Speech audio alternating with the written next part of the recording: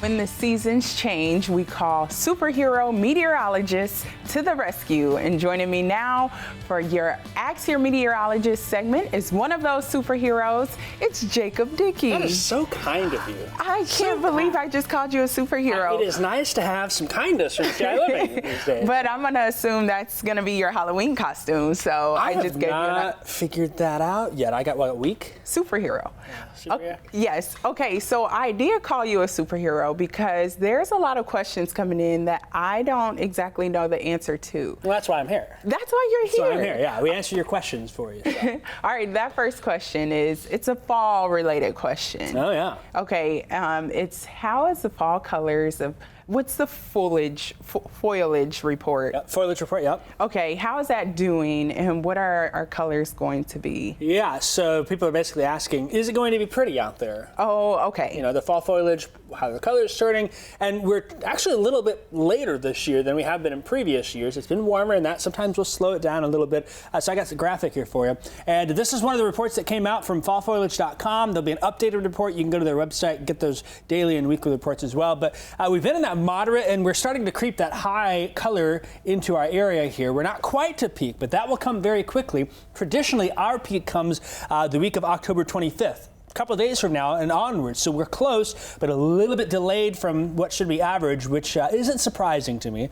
And one of the issues is we've had drought conditions. And so that dry weather a little bit is good for the tree color. We've had too much. So unfortunately, I don't think it's going to be as vivid and bright and colorful as this map graphic is, but we're still seeing a lot of those yellows and oranges and even some reds pop on through, but it seems like Caridia, that's for the most part here.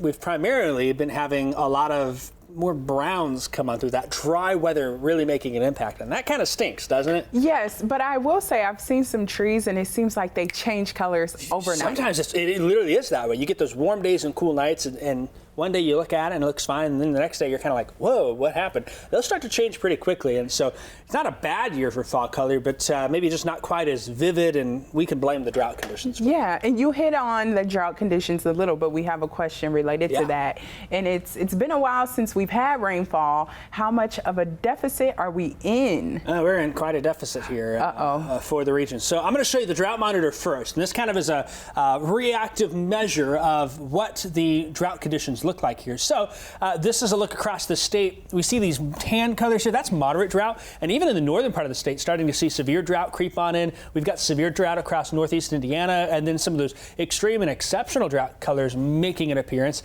And then you can see we're not alone. A lot of the country looks dry here. It's been hard to find rain in many spots this time of year. This is going to be a pretty unusually dry stretch for us here. We'll see what the end of the month brings with some rain chances coming. But could we make a run for a top 10 driest October? Yeah, we're well on our way to that here. And we haven't seen in a long, long time where we've had drought conditions settle in right as harvest season goes. And so some folks are saying, hey, that fire weather concern, you know, why is that?